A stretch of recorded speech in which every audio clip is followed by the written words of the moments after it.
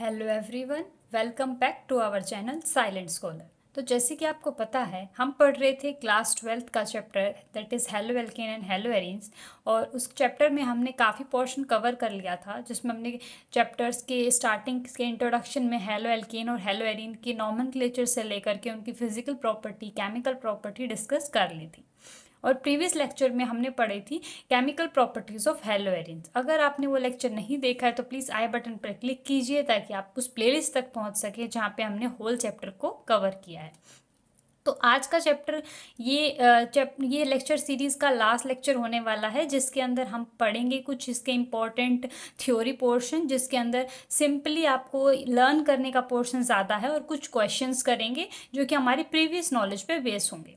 तो अगर आपने प्रीवियस जो भी आपने पोर्शन रिवाइज नहीं किया है तो प्लीज़ उसको एक बार रिवाइज कीजिएगा और फिर ये क्वेश्चन अटेम्प्ट ज़रूर करके देखिएगा। और अगर आपको कोई भी डाउट आ रहा है इन सब के कॉन्सेप्ट्स के रिगार्डिंग तो प्लीज़ कमेंट सेक्शन में अपने डाउट ज़रूर भेजिएगा। देखिए ये क्वेश्चन क्या बोलता है कि आपके पास दो रिएक्टेंट्स गिवन है और आपको ये बताना है कि अगर ये दोनों रिएक्टेंट्स किसी SN2 रिएक्शन के अंडर को जाते हैं, दैट मीन्स SN2 रिएक्शन मतलब यहाँ कोई एक पर्टिकुलर न्यूक्लियोफाइल आ रहा है और वो न्यूक्लियोफाइल दोनों केसेस में सेम है। तो आपको पता है SN2 रिएक्शन में जो रेट होता है, ये आपको बता रहा है कि SN2 का मतलब क्या है। जो रेट है वो बायोमोलिकुलर स्पीशीज पे डिपेंड करता है, दैट मीन्स वो सबस्ट्रेट पे भी डिपेंड करता है, आपने क्या सबस्ट्रेट लिया है, और आपका न्यूक्लियोफाइल पे भी डिपेंड करता है। अगर आपका आने वाला न्यूक्लियोफाइल जो अटैक कर रहा है अगर वो सेम है तो जो रेट है वो डिपेंड करेगा कि सबस्ट्रेट आपने कैसा लिया है। तो हमें बताना है क्वेश्चन में कि ये सबस्ट्रेट है जिसको हम मान लेते हैं सबस्ट्रेट ए है, और ये अगर मान लीजिए सबस्ट्रेट बी है, तो किसका रेट फास्टर होगा इन SN2 मैकेनिज्म। तो देखिए मैंने आपको बताया था कि जो SN2 मैकेनिज्म होता है उसमें क्या होगा कि जो भी RX होगा उसके ऊपर न्यूक्लियोफाइल कहाँ से अटैक करता है, बैक साइड से अटैक करता है, और एक क्या बनता है, इंटरमीडिएट बनता है, ट्रांजिशन स्टेट बनती है जो कि 5 मेंबर्ड रिंग होती है, और फिर X का रिमूवल हो जाता है। तो जितना ज़्यादा हमारे पास यहाँ बल्किनेस कम होगी, न्यूक्लियोफाइल की अप्रोच आसान हो जाएगी। तो हमें पता था SN2 का जो रेट होता है वो क्या होता है, primary halide, then secondary, then tertiary halides. तो अब हम इनको आइडेंटिफाई कर लेंगे। ये जो कार्बन एटम है वो सिर्फ एक ही कार्बन से अटैच है और इस कार्बन एटम पे ही तो हैलाइड है। दैट मीन हैलाइड जिस कार्बन से अटैच है वो सिर्फ एक ही कार्बन से अटैच है। दैट मीन्स ये जो कार्बन है ये आपके पास क्या, प्राइमरी कार्बन है, और प्राइमरी कार्बन का रेट हमेशा हाइयर होता है सेकेंडरी से। अब ये देखते हैं कैसा कार्बन है। तो देखिए Br जिस कार्बन से अटैच है वो फर्दर दो कार्बन से अटैच है, हैंस ये कैसा कार्बन है आपके पास, सेकेंडरी है। तो आपको पता है प्राइमरी का रेट फास्टर होता है एज कंपेरिजन टू सेकेंडरी। तो हम क्या बोल देंगे, SN2 के लिए इस जो सबस्ट्रेट का रेट है वो हाइयर हो जाएगा। देखते हैं अब ऐसे ही कुछ क्वेश्चंस। देखिए अब हमारे पास है सेकंड क्वेश्चन, जो कि कुछ इसी तरीके से है कि अब आपको यहाँ एक रिएजेंट गिवन है, ये जो कार्बन है ये Br से अटैच है, तो हमें इसी के बारे में जानना है कि ये किस टाइप का है। तो 1 2 3 ये 3 कार्बन एटम से कनेक्टेड है, तो उसको हम क्या बोलेंगे, टर्शियरी कार्बन। और ये Br जिस कार्बन से अटैच है वो फर्दर दो कार्बन से अटैच है, हेंस ये कार्बन कैसा हो जाएगा, सेकेंडरी। तो सेकेंडरी वाले का रेट हमें पता है प्राइमरी, देन सेकेंडरी और देन टर्शियरी। तो जो प्राइमरी सेकेंडरी टर्शियरी में सेकेंडरी का रेट हाइयर होता है टर्शियरी से, तो कहीं ना कहीं इसका रेट हाइयर हो जाएगा टर्शियरी वाले से। देखिए आगे CH3CH CH3 CH2 CH2 Br, और एक ये दूसरा रिएजेंट दिया हुआ है। इसमें ये जो है ये क्या हो गया, प्राइमरी, और यहाँ पे ये जो कार्बन है ये भी प्राइमरी है, पर कहीं ना कहीं इसका रेट फास्टर है इसका स्लो है। ऐसा क्यों, दोनों प्राइमरी हैं फिर भी क्या है, रेट फास्टर इसका है, just because of the reason कि अगर आपके पास देखिए न्यूक्लियोफाइल को आना है, न्यूक्लियोफाइल को किस कार्बन पे अप्रोच करना है, जिस कार्बन पे ब्रोमीन लगा है। अब उस कार्बन के पास आते आते टाइम वहां उसे क्या दिखी, बल्कीनेस दिखी। ये CH3 एक बड़ी बॉल की तरह यहाँ पे फिट हो रखा है, तो न्यूक्लियोफाइल को यहाँ अप्रोच करने में दिक्कत आएगी। जबकि अगर मैं यहाँ बात करूँ तो ये जिस कार्बन से अटैच है उस कार्बन के साइड में कोई बल्की ग्रुप अटैच नहीं है, तो जो न्यूक्लियोफाइल होगा वो आसानी से यहाँ अप्रोच कर पाएगा। यहाँ बल्कीनेस एक कार्बन छोड़ के है, तो जो न्यूक्लियोफाइल होगा इनकमिंग, उसको हिंड्रेंस जो है वो फील नहीं होगी, जो अटैक है वो फेवरेबल हो जाएगा और Br का रिमूवल फास्टर हो जाएगा। इसीलिए सेम बी प्राइमरी होने के बावजूद हमने क्या नोटिस किया कि न्यूक्लियोफाइल का अटैक कहाँ फिजिबल हो पा रहा है, उसके बेसिस पे हमने रेट को डिफ्रेंशिएट कर लिया, किसका रेट फास्टर है। तो हमें पता चला इस वाले जो सबस्ट्रेट का रेट होगा SN2 मैकेनिज्म में वो क्या हो जाएगा, फास्ट हो जाएगा। देखिए अब क्वेश्चन कि रेट ऑफ SN1 रिएक्शन आपको बताना है कि SN1 में क्या बनता है। हमें पता है जो रेट होता है वो आपको का डिपेंड ही नहीं करता कि न्यूक्लियोफाइल कैसा है, वो सिर्फ डिपेंड करता है आपके सबस्ट्रेट के ऊपर, किसमें, यूनिमोलिकुलर न्यूक्लियोफिलिक सब्स्टिट्यूशन रिएक्शन में। तो अब क्या है, यहाँ पे सबस्ट्रेट देखना हमें कैसा है। और आपको पता है SN1 रिएक्शन में जो फर्स्ट स्टेप होता है उसमें फॉर्मेशन ऑफ कार्बोकैटायन होता है। जितना ज़्यादा कार्बोकैटायन स्टेबल होगा रिएक्शन उतनी फास्ट होगी, क्योंकि आपका रिएजेंट जो बीच का इंटरमीडिएट बना वो स्टेबल बना है। तो हम क्या देखते थे, जो रेट होता था वो होता था tertiary then secondary then primary alkyl halides का, जो कि क्या है, कार्बोकैटायन की स्टेबिलिटी का भी ऑर्डर है। तो अब इन सब स्पीशीज में अगर हम Cl को रिमूव कर दें और उस पोजीशन पे अगर हम पॉजिटिव चार्ज लगा दें तो क्या बनेगा, कार्बोकैटायन मिल जाएगा। तो आप देखिए जो ये वाली स्पीशीज है इसका कार्बोकैटायन आपको कुछ इस टाइप का मिलेगा। मतलब ये जिस कार्बन से अटैच है उस कार्बन से देखिए यहाँ एक C है, यहाँ एक C है, यहाँ एक C है, जो भी डॉट है वो एक तरीके से कार्बन है और हर एक कार्बन के ऊपर क्या लगी है, 3 CH लगे हैं और एक जगह ये कार्बन से बॉन्डेड है। देखिए यहाँ से भी कुछ इसी तरीके से कार्बन से बॉन्डेड और यहाँ पे भी क्या लगे हैं, कार्बन H। तो यहाँ पे क्या है, टर्शियरी आपके पास क्या है, कार्बोकैटायन। ये आपके पास जो कार्बन दो कार्बन से अटैच है दैट मीन सेकेंडरी कार्बोकैटायन बनेगा। और टर्शियरी कार्बोकैटायन ज़्यादा स्टेबल होता है सेकेंडरी कार्बोकैटायन से, तो A का रेट कहीं ना कहीं ज़्यादा होगा B से। तो हम बता सकते हैं SN1 किसका फास्ट है, इस सबस्ट्रेट का। आगे देखिए ये आपको सबस्ट्रेट गिवन है, यहाँ से Cl को हटाइए, यहाँ पॉजिटिव चार्ज लाइए। जैसे ही पॉजिटिव चार्ज लगाएंगे एक साइड ये इस कार्बन से अटैच है और एक साइड ये इस कार्बन से अटैच है, दैट मीन्स सेकेंडरी कार्बोकैटायन की फॉर्मेशन होगी यहाँ। और यहाँ पे जब जैसे ही Cl जाएगा तो वो पॉजिटिव चार्ज इस कार्बन पे आएगा जो कि सिर्फ इस एक ही कार्बन से अटैच है, तो प्राइमरी कार्बोकैटायन बना यहाँ। और आपको पता है secondary carbocation is more stable than primary carbocation. So आपकी रिएक्टिविटी टुवर्ड्स SN1 रिएक्शन किस सबस्ट्रेट की ज़्यादा होगी, इस सबस्ट्रेट की। आगे देखिए, आगे हमें कुछ रिएक्शंस गिवन है जिनके हमें प्रोडक्ट आइडेंटिफाई करने हैं, जो रिएजेंट हम अब तक पढ़ चुके हैं उनका यूज़ करके। तो चलिए देखते हैं।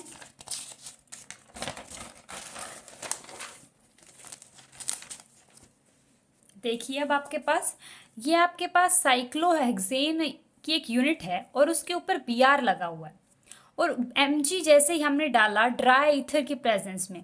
आपने लेक्चर्स में पढ़ा होगा कि कैसे हम एल्काइल हैलाइड को जब मैग्नीशियम के साथ रिएक्ट कराते हैं तो क्या बनते हैं, ग्रिग्नार्ड रिएजेंट टाइप के कंपाउंड्स बनते हैं।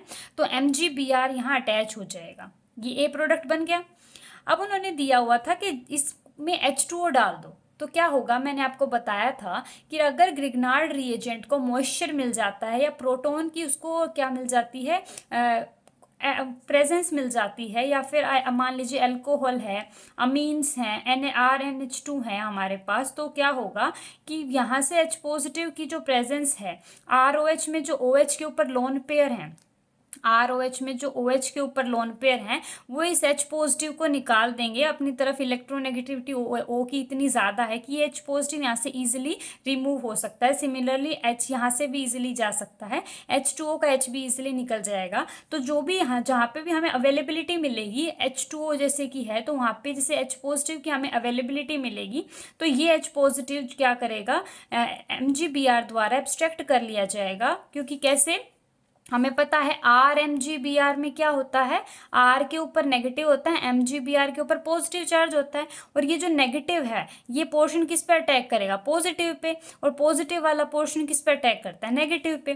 तो RH बन जाएगा, हाइड्रोकार्बन बन जाते हैं। दैट मीन्स आपके पास क्या बन जाएगी, साइक्लोहेक्सेन की रिंग बन जाएगी। प्लस में MgOHBr, जो ये वाला पोर्शन है ये पॉजिटिव है, ये नेगेटिव के साथ जाएगा, MgOHBr बन जाएगा। तो ये आपके पास क्या आ जाएगा, बी प्रोडक्ट। और आपको ए और बी प्रोडक्ट ही बताने थे। सेकंड क्वेश्चन देखिए, RBr में Mg डाल दिया जो, तो आपको फिर से वही करना है, ग्रिग्नार्ड रिएजेंट बनाना है। तो आपके पास प्रोडक्ट सी क्या आ जाएगा, RMgBr। पर यहाँ एक डिफरेंस है, आपको D2O दे दिया गया है। अब ये D क्या है, ये हाइड्रोजन का क्या है, आइसोटोप है, ड्यूटेरियम है। उसमें क्या है, सिर्फ H की जगह पे D है। जैसे H2O होता है ऐसे ही D2O है, तो D पॉजिटिव OD माइनस, इस तरीके से ये टूटेगा। तो आपके पास जो प्रोडक्ट है उसमें RD टाइप का कंपाउंड बन रहा है, और यहाँ क्या बन रहा है, MgBrOD। ठीक है, अब हमें बताना है कि ये क्या होगा और ये क्या होगा, जिसमें ये आपको, ये तो गिवन है क्या, CH3 CHD और CH3। अब आपको इतना पता है कि आपके पास जो MgBr होता है वो जाता है और उसकी जगह पे क्या लगता है, H लगता है, और यहाँ H तो है नहीं, D है। तो बेसिकली आपके पास MgBr जहाँ रहा होगा वहीं पे तो D आया होगा, यानी ये जो D है ये MgBr की जगह रही होगी। दैट मीन्स हमारे पास C मॉलिक्यूल भी आ गया, और C मॉलिक्यूल आ गया तो हमने बता दिया कि जैसे ही D2O की एडिशन हुई तो MgBrOD के साथ चला गया। क्योंकि ये कैसे टूटता है, कार्बन वाले साइड पे नेगेटिव चार्ज होता है, MgBr पे डेल्टा पॉजिटिव होता है, डेल्टा पॉजिटिव नेगेटिव पार्ट के साथ जाएगा और D यहाँ पे आके अटैच हो जाएगा इसकी प्लेस पे। आगे देखिए, ये आपको कोई रिएक्शन गिवन है, इसका सबस्ट्रेट आपको ये गिवन है, इस तरीके से डबल एरो आपको गिवन है कि रिएक्शन यहाँ से शुरू हो रही है R' X से, कि कोई X हैलाइड है और R' उसके साथ कोई चेन लगी हुई है। अब अगर हम Na in presence of ether डालें, याद कीजिए जब sodium in presence of ether डालते थे तो क्या होता था, वुड्स रिएक्शन होती थी, ये R के ऐसे ही दो ग्रुप्स लग जाते थे। अब आपको देख पा रहे होंगे यहाँ प्रोडक्ट में दो ग्रुप्स एक जैसे हैं, सिमिलर है ना। अगर मैं यहाँ इनके बीच में मिरर लगा दूं तो जैसा ये है वैसा ही ये है।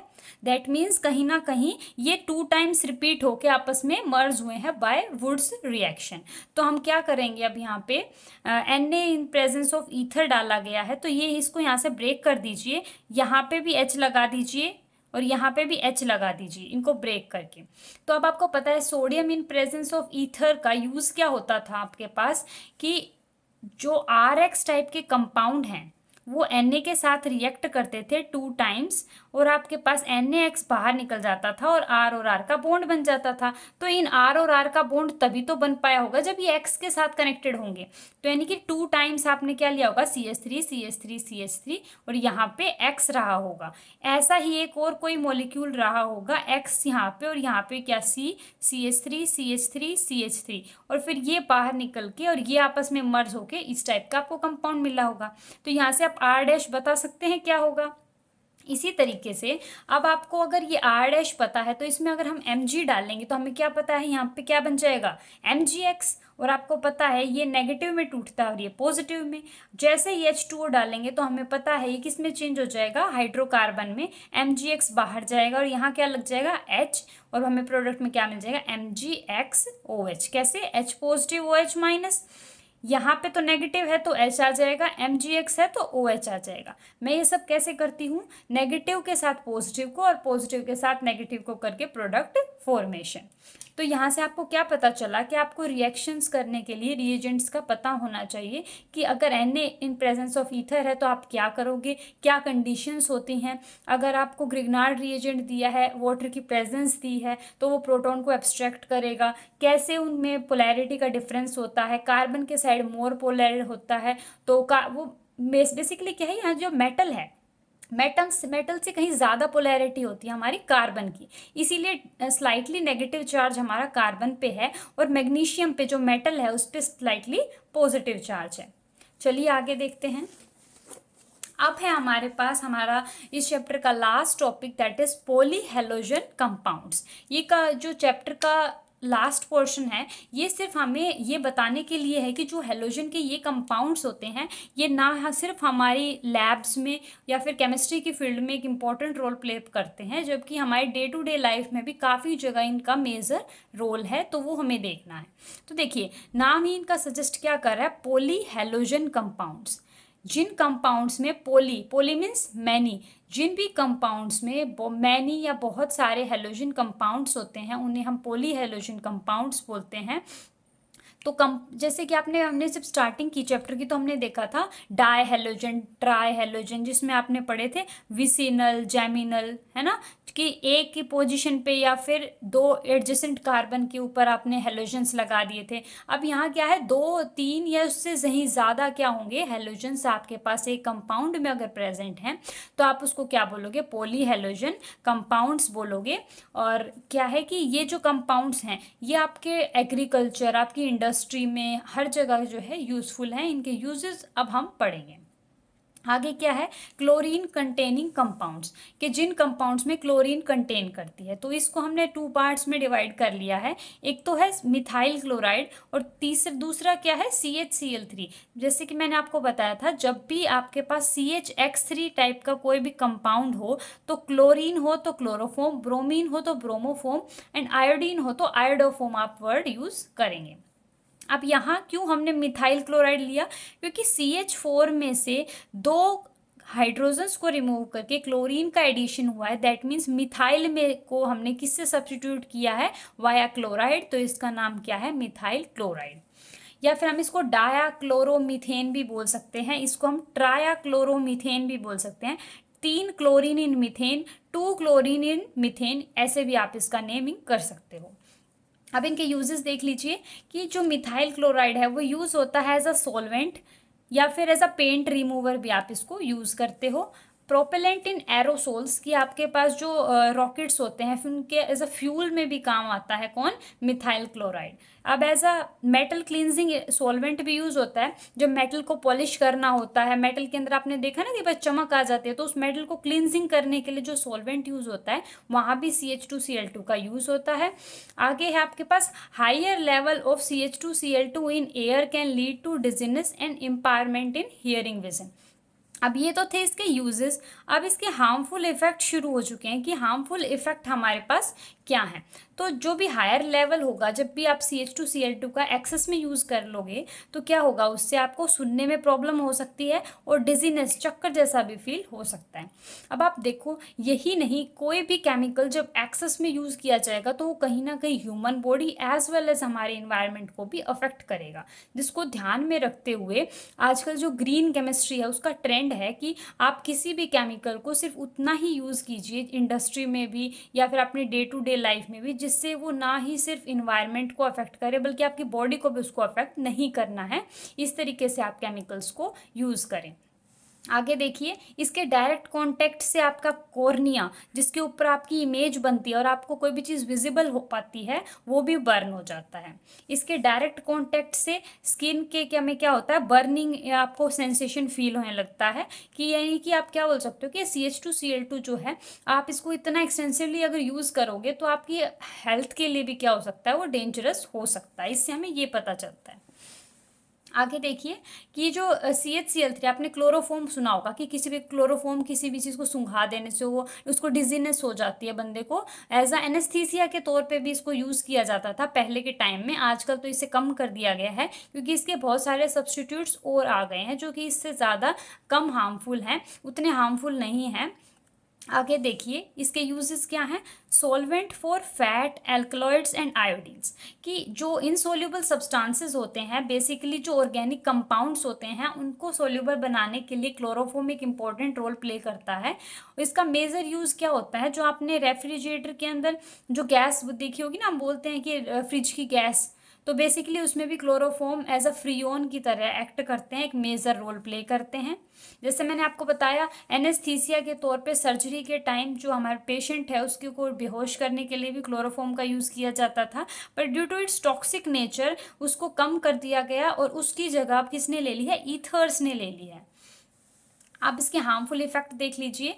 ये हमारे लीवर को डैमेज करता है और इससे क्या होता है, फोस्जीन का फॉर्मेशन होता है। और आपको पता है फोस्जीन क्या होती है, एक पॉइजनस गैस होती है जिसको कंजप्शन से हमारी बॉडी में क्या हो सकती है, इवन लीड टू डेथ भी हो सकता है, इसीलिए काफ़ी हार्मफुल है। में बेसिकली क्या है, आप ये जो रिएक्शन है कि किस तरीके से CHCl3 से फोस्जीन बनता है, ये आपका 1 मार्क क्वेश्चन भी यहाँ से फ्रेम हो सकता है। तो आप इसकी रिएक्शंस देख लीजिए एक बार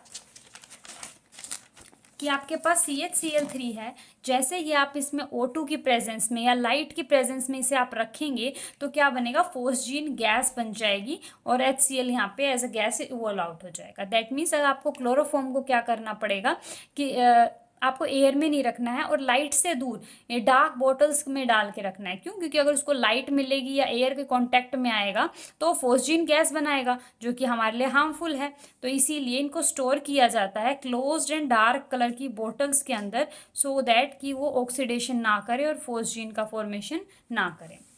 आगे हमारे पास ट्राई आयोडोमीथेन मतलब आयोडोफोम। जैसे कि आपने देखा होगा कि बहुत सारे एंटीसेप्टिक्स जो होते हैं जो कि आपको वाउंड्स पे लगाए जाते हैं ताकि आपके वहाँ पे क्या हो, बैक्टीरिया का प्रोडक्शन ना हो। तो वाउंड्स पे लगाने के लिए आप आयोडोफोम का यूज़ करते हैं। इसकी क्या होती है, एंटीसेप्टिक प्रॉपर्टीज़ होती हैं, पर इसकी फाउल स्मेल के कारण इसके काफ़ी ज़्यादा इसको रिप्लेस कर दिया गया है और कुछ अदर कंपाउंड्स को, आयोडीन कंटेनिंग कंपाउंड्स को यूज़ किया जाने लगा है। आगे है टेट्राक्लोरोमीथेन दैट इज CCl4।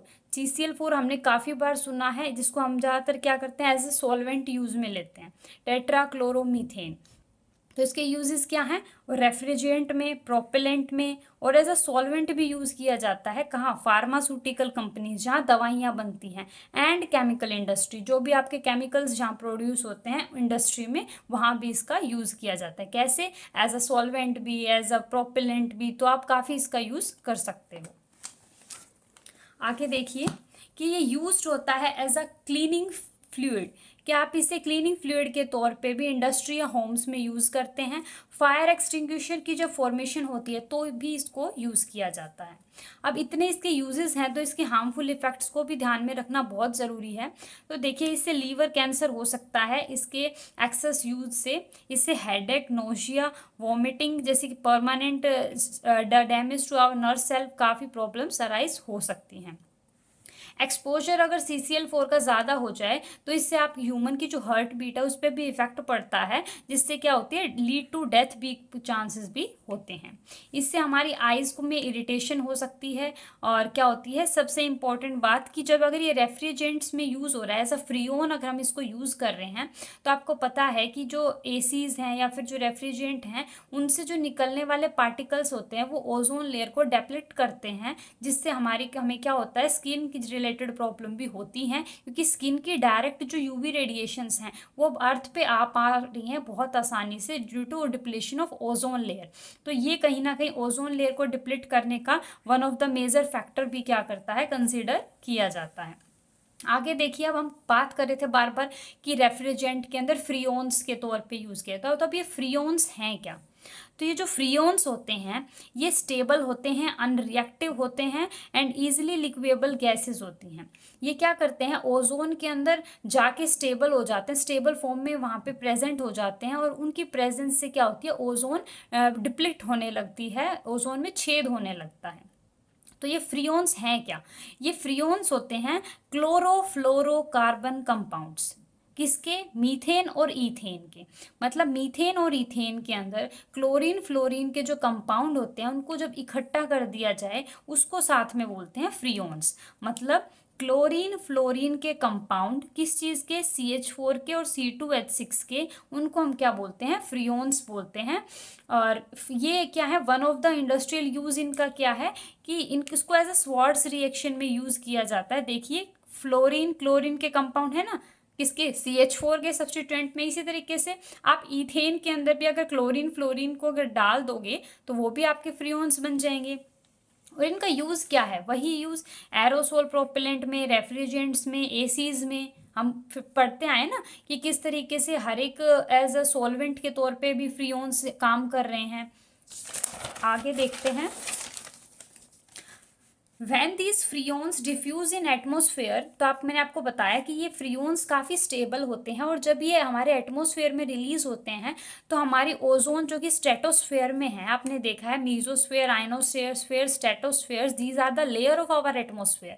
तो इन एटमोसफेयर की लेयर, जिस स्ट्रेटोस्फेयर जहाँ पे ओजोन लेयर प्रेजेंट है, ये वहाँ जाते हैं due to diffusion in atmosphere, और वहाँ जा कर के ये क्या करते हैं, इनिशिएट करते हैं क्या, रेडिकल रिएक्शन। और आपको पता है फ्री रेडिकल रिएक्शन तो क्या होती है, एक बार स्टार्ट हो गई तो उसको स्टॉप करना इम्पॉसिबल हो जाता है। तो कुछ इसी टाइप के ये इनकी रिएक्शंस होती है, और जिस वजह से ये क्या करते हैं, हमारी ओजोन बैलेंस जो है उसको डिप्लेक्ट करते हैं, उसको अपसेट करते हैं। तो ये हमारे लिए हार्मफुल हुए। ठीक है, आगे पढ़ते हैं। One of the polyhalogen compound that is very famous in agriculture field, that is DDT. तो देखिए डीडीटी की फुल फॉर्म क्या है, para para, that means para पे कोई दो कंपाउंड्स हैं, दो आपके पास लगे हुए हैं, that is dichloro diphenyl, dichloro, D for dichloro diphenyl trichloro ethane, ये इसकी फुल फॉर्म है जो कि 1 मार्क्स में पूछ ली जाती है। इसका स्ट्रक्चर भी काफ़ी इंपॉर्टेंट है, दैट इज आपको ईथेन बना लेनी है। दैट मीन्स देखिए आपके पास ईथेन कुछ इस टाइप की होती है। अब आप इस ईथेन की एक कार्बन के ऊपर 3 क्लोरीन लगा दीजिए, लगा दिया आपने, क्योंकि देखिए ट्रायाक्लोरो है ना, तो एक कार्बन पे ट्रायाक्लोरो लगा दी, दूसरी कार्बन जो बची है उसके ऊपर पहले तो आप फिनाइल रिंग बनाइए, इस पे भी फिनाइल रिंग बना दीजिए और एक पोजीशन पे एच लिख दीजिए। अब फिनाइल रिंग थोड़े हैं, उनके ऊपर पैरा पोजीशन पे क्लोरीन भी लगा है, तो क्लोरीन पैरा पोजीशन पे दोनों फिनाइल्स के लगा है, पहली वाली पोजीशन पे क्या लगे हैं, 3 क्लोरीन लगे हैं। तो ये कुछ स्ट्रक्चर हो गया किसका, डीडीटी का। एक क्वेश्चन यहाँ से आ जाता है कि क्या यहाँ कोई कायरल सेंटर प्रेजेंट है। कायरल सेंटर कैसे देखते हैं, जिस कार्बन के चारों जो सब्स्टिट्यूएंट हैं वो अलग हों। तो क्या ऐसा कोई कार्बन है, इस कार्बन के तो तीनों सब्स्टिट्यूएंट सेम है, इसके 2 सब्स्टिट्यूएंट सेम है, तो हेंस हम क्या बोल सकते हैं कि डीडीटी के अंदर कोई भी chiral carbon, chiral centre present नहीं है। अगर मैं पूछूं कि इस डीडीटी के एक मॉलिक्यूल में कितने क्लोरीन्स हैं, तो आप काउंट कीजिए 1 2 3 4 एंड 5। तो एक मॉलिक्यूल जो डीडीटी का है उसके अंदर 5 क्लोरीन एटम्स क्या करते हैं, एग्जिस्ट करते हैं। ये जो डीडीटी का स्ट्रक्चर हमने देखा, ये स्विट्जरलैंड के साइंटिस्ट ने क्या किया था, इसका डिस्कवरी की थी, और ये जो फर्स्ट वर्ल्ड वॉर है उस टाइम पे काफ़ी पॉपुलर था एज अ इंसेक्टिसाइड्स, और इसको यूज़ किया जाता था ताकि आप क्या कर सकते हैं, मलेरिया, मॉस्किटोस या इन सब को अपने खेतों से, अपनी एग्रीकल्चर फील्ड से आप इनको दूर रख सको, ताकि आपका जो फूड प्रोडक्शन है वो अच्छा हो। तो वर्ल्ड वॉर फर्स्ट और सेकेंड के कारण इनका जो यूज़ है वो काफ़ी बढ़ता गया उस टाइम पे, और मलेरिया, लाइस और मॉस्किटोज के इनके जो इफेक्ट थे उनको कम करने के लिए इसको काफ़ी यूज़ किया जाता था। आगे क्या हुआ, अब हमें पता है कि कोई भी केमिकल अगर यूज़ हो रहा है तो उसके यूजेस को देखते हुए उसको ये भी देखना ज़रूरी है कि वो हार्मफुल कितना है। ये नोटिस किया गया कि डीडीटी जो है वो हाईली टॉक्सिक है और वाटर बॉडीज़ को भी अफेक्ट कर रहे हैं। अब आप सोच रहे होगे कि हम तो इसको हमारी ज़मीन में एज अ फील्ड में डाल रहे हैं, तो वाटर बॉडीज़ को कैसे अफेक्ट करेगा। सुनिए कि आपने क्या किया, डीडीटी को अपने फार्मर्स के थ्रू, फार्मर्स ने क्या किया, छिड़काव किया अपनी फील्ड के अंदर। फील्ड में क्या है, सॉइल है, और सॉइल के अंदर अगर कोई केमिकल चला गया, जैसे ही रेन होगी या फिर आप पानी भी डालेंगे खेत के अंदर, तो वाटर के थ्रू वो कहाँ एंटर कर गया, वो केमिकल हमारे वाटर बॉडीज़ में, और वो पानी कहीं ना कहीं हमारी नहरों, नालों या फिर आप उसे नदियों में जाके ऐड होगा, तो वो कहीं ना फिशेज में भी जाएगा, हमारी वाटर बॉडीज़ के अंदर कंटेन, हमारे फूड के अंदर वो क्या कर गया है, एंटर कर गया है केमिकल, जिसकी वजह से जो ह्यूमन की हेल्थ है उस पे भी वो क्या डालता है, बहुत बुरा इफेक्ट डालता है। इस वजह से जो यूएसए है उसने इसको 1973 में ह्यूमन की हेल्थ को ध्यान में रखते हुए बैन कर दिया गया था, पर कुछ देशों में क्या है अभी भी इसका एक्सटेंसिव यूज़ किया जा रहा है। तो इससे हमें ये पता चला कि जितने भी केमिकल्स हैं बेशक से उनका यूज़ हमारी डे टू डे लाइफ में बहुत ज़्यादा है, पर हमें क्या याद रखना चाहिए, हमें याद रखना चाहिए कि ग्रीन केमिस्ट्री होनी चाहिए। दैट मीन्स केमिकल्स का यूज़ तो करें पर इस हद तक करें कि ना वो हमारे इन्वायरमेंट को इफेक्ट करे और ना ह्यूमन बॉडी को इफेक्ट करे, और हमारे देश की ग्रोथ भी चलती रहे। तो ये था हमारे इस चैप्टर की इम्पॉर्टेंट डिस्कशन सारी। आज हमारा चैप्टर ये कंप्लीट होता है। अगर आपको इस चैप्टर से रिलेटेड कोई भी डाउट है, कोई भी क्वेरी है, तो प्लीज़ कमेंट सेक्शन में ज़रूर डालिए। और कल से हम स्टार्ट करेंगे इसके एनसीईआरटी क्वेश्चंस। और आपको इस रिलेटेड से कोई इस चैप्टर से रिलेटेड कोई भी इंफॉर्मेशन चाहिए तो प्लीज़ कमेंट सेक्शन में डालिए। चैनल पे नए हैं तो सब्सक्राइब कीजिए, अपने दोस्तों के साथ शेयर कीजिए, लाइक कीजिए और इसी तरीके से हमारे साथ बने रहिए। Thank you and happy learning.